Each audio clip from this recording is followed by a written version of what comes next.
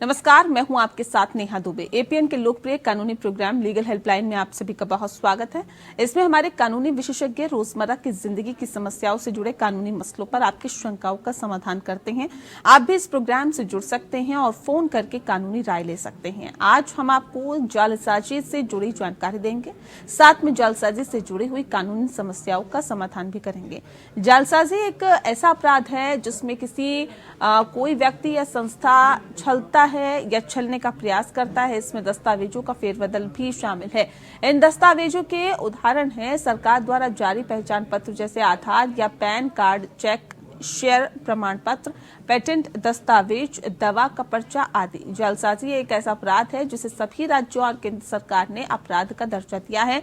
जालसाजी के अपराध के कई पहलू हैं और किसी को दोषी पाए जाने से पहले सभी को सिद्ध किए जाने की जरूरत है। आज हमारे कानूनी विशेषज्ञ अधिवक्ता परमानंद पांडे जी जालसाजी से जुड़े हुए तमाम पहलुओं पर जानकारी देंगे। सर, बहुत बहुत स्वागत है आपका। जी, परमानंद पांडे जी आपको बताएंगे जालसाजी से जुड़े हुए तमाम कानूनों के बारे में। अगर आपका भी जालसाजी से जुड़ा हुआ कोई भी सवाल है तो आप हमें फोन कर सकते हैं और कानूनी राय ले सकते हैं। फोन लाइंस खुल चुकी है, तो नंबर्स आपकी टीवी स्क्रीन पर हम आपको दिखा रहे हैं। 0120612796 पर कॉल करिए या फिर 0120612796 पर भी आप हमें कॉल कर सकते हैं। जालसाजी से जुड़ी हुई कानूनी जानकारी अगर आपको चाहिए तो आप हमें कॉल करिए। टीवी स्क्रीन पर नंबर लगातार फ्लैश हो रहा है, फोन करके आप कानूनी राय ले सकते हैं। और परमानंद पांडे जी आपको तमाम जो सवाल हैं उनका जवाब देंगे। परमानंद पांडे जी लगातार हमारे साथ जुड़ा हुआ है। सर, पहला और सबसे महत्वपूर्ण सवाल आपसे ये कि जालसाजी की कानूनी परिभाषा क्या है ये अपराध, विस्तार से बताएं। देखिए, कानूनी रूप से जो बताना था लगभग बहुत सारी चीजें आपने अपने प्रस्तावना में बता दी।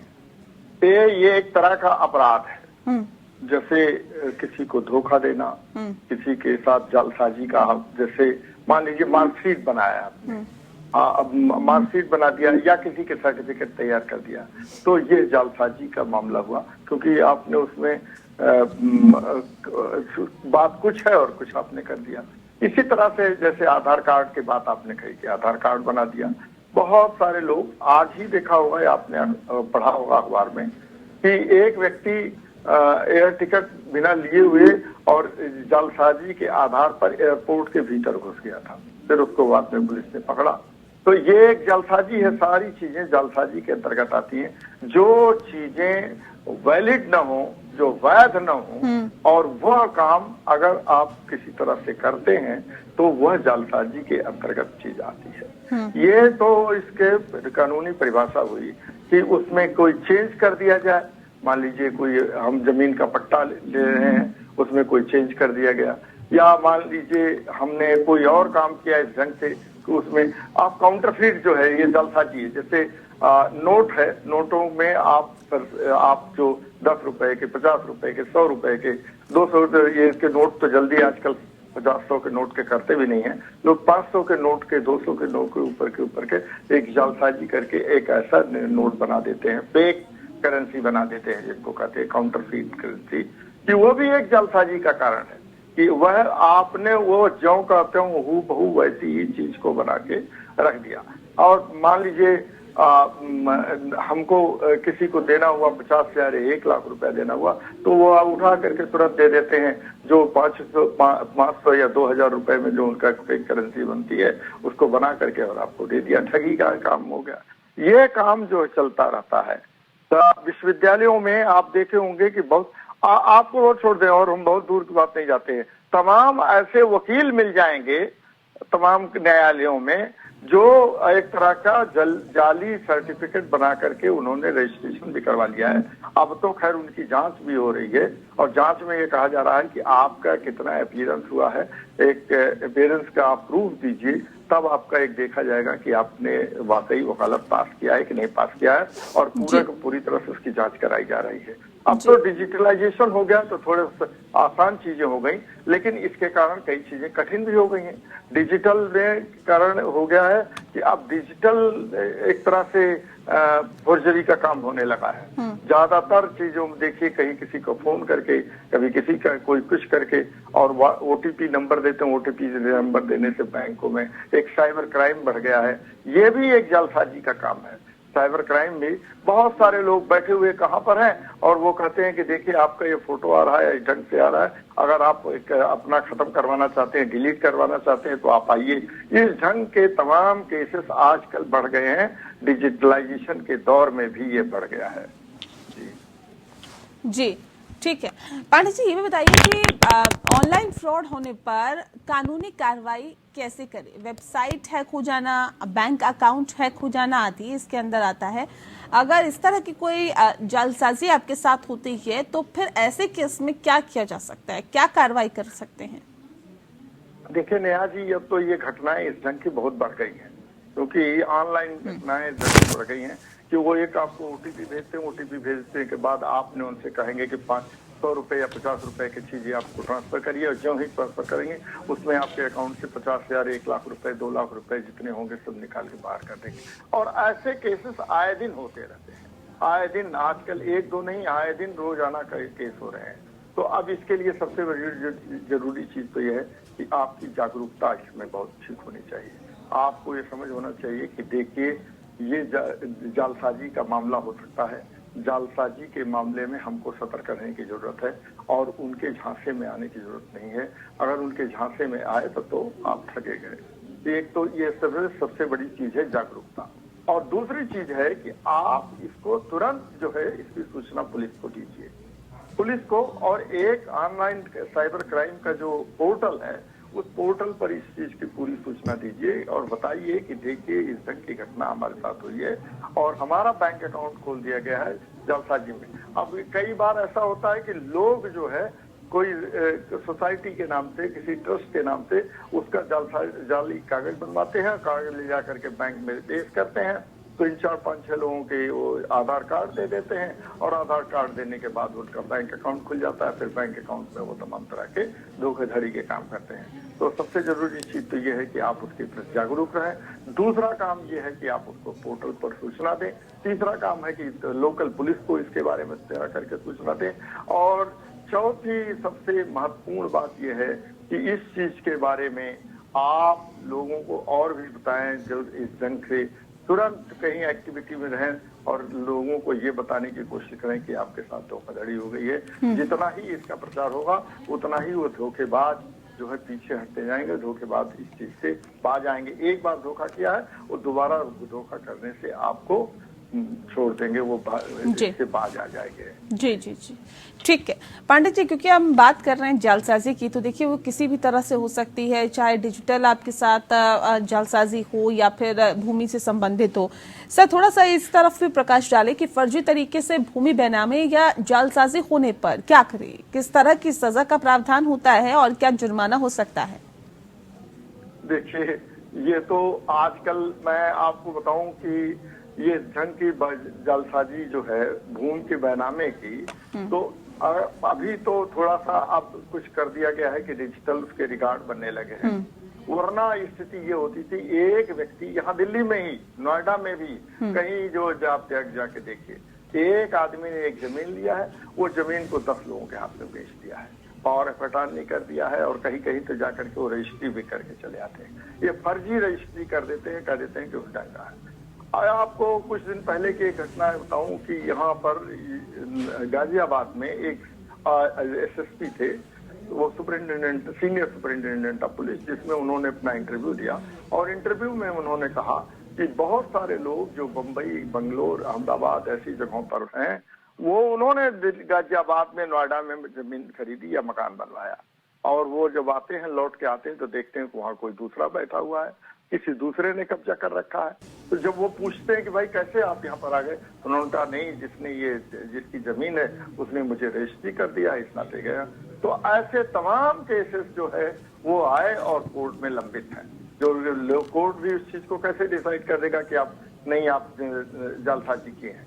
लेकिन बाद में ये प्रूव होता है। लेकिन जब तक ये प्रूव होता है तब तक सिर से बहुत जमुना में बहुत पानी बह चुका होता है, गंगा में बहुत पानी बह चुका होता है, और वो बेचारा जिसने लाखों रुपया खर्च करके गाढ़े पसीने से अपने मकान और जो रजिस्ट्री करवाई है, वो उसको वहां से वंचित होना पड़ता है बरसों तक। धीरे धीरे न्याय मिलता है। गांव में तो आमतौर पर अब गांव में भी स्थिति ये हो गई है कि एक व्यक्ति जो किसी प्रधान से सेक्रेटरी से मिलजुल करके ऐसा काम करता है कि वो एक को नहीं 3-4 लोगों को बनामा कर देता है, और बनामा करने के बाद 3-4 लोगों से पैसा ले लेता है। कि ये धोखाधड़ी के मामले अब शहरों तक नहीं, केवल नए कस्बों तक नहीं, बल्कि ये गाँव में भी फैल चुका है, और ये एक बीमारी की तरह से फैल चुका है। इसका निदान होना चाहिए। इसी नाते सरकार ने अभी फैसला किया है कि रिकॉर्ड का जो रेवेन्यू रिकॉर्ड है उसका डिजिटलाइजेशन होगा, और उस डिजिटलाइजेशन से ही इसको रोका जा सकता है। जी ठीक है। पांडे जी, ये बताइए कि क्या एक जालसाज या फ्रॉड कंपनी जिस पर जालसाजी का आरोप है वह अपने ग्राहकों के खिलाफ कानूनी कार्रवाई कर सकती है क्या? देखिए, ये तो ऐसा है नेहा जी, एक तरह से उल्टा चोर कोतवाल को डांटने की स्थिति आ गई कि हाँ, फ्रॉड में हम फंसे, हमारा पैसा चला गया है, हमने अपनी संपत्ति लगाई है, हमने आपके फ्लैट को खरीदा है या किसी चीज को खरीदा है, और आप हमसे कह देंगे देखिए हम तुम्हारे खिलाफ मुकदमा चलाएंगे। ये तो एक तरह की दूसरी नोट पट्टी हो गई। हाँ, लेकिन अगर ऐसा है कि ग्राहक ने किसी व्यक्ति के खिलाफ जो कंपनी है, जो फ्रॉड कंपनी है, फ्रॉड कंपनी ने ग्राहक के खिलाफ किया है, तो ग्राहक को, फ्रॉड कंपनी को भी उतना अधिकार है कि वो फ्रॉड व्यक्ति के खिलाफ एक्शन ले सकते हैं।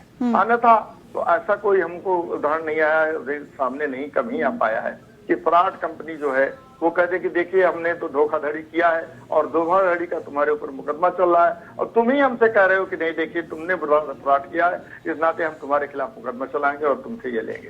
तो ऐसे तो कम ही मामले आते हैं। लेकिन जो ये फ्रॉड अगर है, फ्रॉड किया है किसी ने, तो ये दोनों तरफ का लागू होता है। एक तरफ का भी कि मैंने अगर फ्रॉड कंपनी के खिलाफ मुकदमा करके उससे डैमेजेस ले सकता हूं, तो फ्रॉड कंपनी को भी अगर यह साबित कर दे कि मेरे साथ फ्रॉड किया है इस व्यक्ति ने, इस क्लाइंट ने, तो वो भी वही कदम उठा करके और मुझसे भी डैमेजेस ले सकती है। ये स्थिति है। अन्यथा तो ये नहीं है कि फ्रॉड कंपनी खुद फ्रॉड करने में लगी रहे और दूसरे अपने ग्राहक को कह दे कि मैं तुमको परेशान करूंगा। ऐसा सामान्य तौर पर नहीं होता है। जी ठीक है सर, धारा 420 के तहत क्या आपराधिक का मामला दर्ज हो सकता है? क्या इसमें बेल मिल सकती है?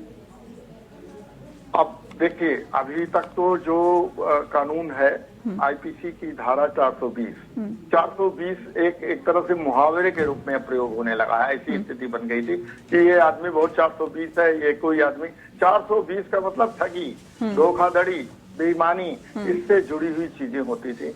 420 एक संगीन अपराध है। 420 जो है 420 एक संगीन अपराध है। उसके अंतर्गत किसी व्यक्ति के खिलाफ अगर मुकदमा किया गया है तो वह व्यक्ति अगर दोषी पाया जाता है तो उसको बहुत ही दंड विधान उसके खिलाफ होता है। दंड प्रक्रिया में उसको कठिन दंड देने का अधिकार है। अब लेकिन न्याय संहिता जो आई है, बता दें आपके लगे हाथ इस चीज को बता दें कि न्याय संहिता अभी आई है जो आईपीसी के बदले आई है। उसमें अब वो धारा 420 ना होकर के 415 हो गई है। लेकिन मैंने कहा ना कि चूंकि लोगों की, जनता की जुबान पर वो बात इतनी 420 की आ चुकी है कि वो घिसते घिसते एक मुहावरे के शक ले लिया है। लोग कहते हैं किसी आदमी को देखिए 420 है, 420 माने धोखेबाज है। तो ऐसी स्थिति आ जाती है, उसमें कड़ाई के साथ पालन किया जाता है। अगर 420 का मुकदमा दर्ज हुआ है तो उस व्यक्ति के खिलाफ कड़ी कार्रवाई होगी, उसको दंडित किया जाएगा। और उसमें ऐसा भी है कि शामिल होता है तो उसमें 7, अभी तक तो ये थी कि 7 साल तक की सजा हो सकती थी। जुर्माना के कोई राशि नहीं तय थी, लेकिन वो लगभग 10,000 से लेकर के 1 लाख रुपए तक की राशि थी जुर्माने की। लेकिन अब 415 के अंतर्गत तो अब ये तय हो चुका है कि वो सजा की अवधि आजीवन हो सकती है और 10 साल तक की जा सकती है। जो नई न्याय संहिता आई उसके अंतर्गत ये किया है। जी, लगातार हमारे साथ जुड़े हुए हैं सर। आपसे ब्रेक पे जाने से पहले आपने बहुत विस्तार से तमाम सवालों का जवाब दिया। ये बताइए सर अब कि क्या फ्रॉड से पीड़ितों को आरोपी कंपनी से मुआवजा मिल सकता है? हाँ, एकदम मुआवजा मिल सकता है। कैसे सर? और ये तो स्पेसिफिक रिलीफ एक्ट के तहत प्रावधान है कि जिस व्यक्ति ने किसी के साथ फ्रॉड किया है तो उसको वह स्पेसिफिक रिलीफ एक्ट के तहत उसके खिलाफ मुकदमा दायर करे, और मुकदमा दर्ज करने के बाद लेकिन इसमें यह साबित करना होगा कि उसके साथ फ्रॉड किया गया है और गलत चीज हमारी संपत्ति। बहुत सारी ऐसी चीजें होती है जिसमें साबित करने पड़ेगा। अगर आपने साबित कर दिया कि यह कंपनी फ्रॉड है और इस कंपनी ने हमारे साथ धोखा किया है और धोखा करके हमको हमारी चीजों को, चाहे चल संपत्ति या अचल संपत्ति हमारी हड़प लिया है, तो निश्चित तौर पर उसको मुआवजा देना पड़ेगा। मुआवजा उसको तय करेगा, कोर्ट निर्धारित करेगा।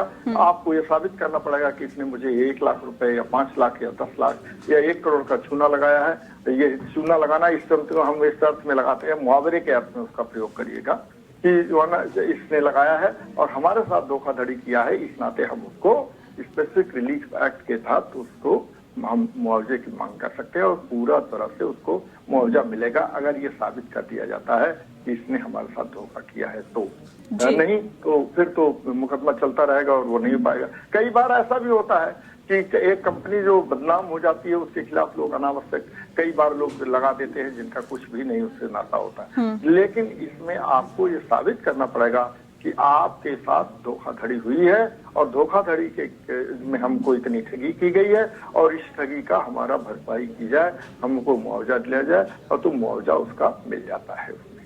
जी ठीक है सर। जालसाजी कर प्राप्त दस्तावेजों के आधार पर सिम हासिल कर और फिर उनके जरिए ऑनलाइन बैंक खाते खोलकर अवैध तरीके से बैंक अकाउंट खोलना, और इस पर किस तरह के जुर्माने का और सजा का प्रावधान रखा गया है? इस पर बहुत कड़ा प्रावधान है।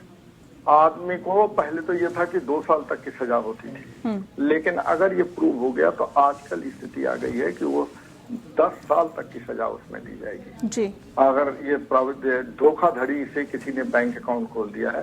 बैंक अकाउंट खोलने के बाद उसको उसने एक तरह से उसका ट्रांजैक्शन भी किया है और ट्रांजैक्शन में किसी को भी नुकसान हुआ है तो उसका पूरी तरह से ये संज्ञान लेते हैं कोर्ट और उस व्यक्ति को 10 साल तक की सजा दी जाएगी और 10,000 रुपए से लेकर के 1 लाख रुपए तक उसको जुर्माना किया जा सकता है।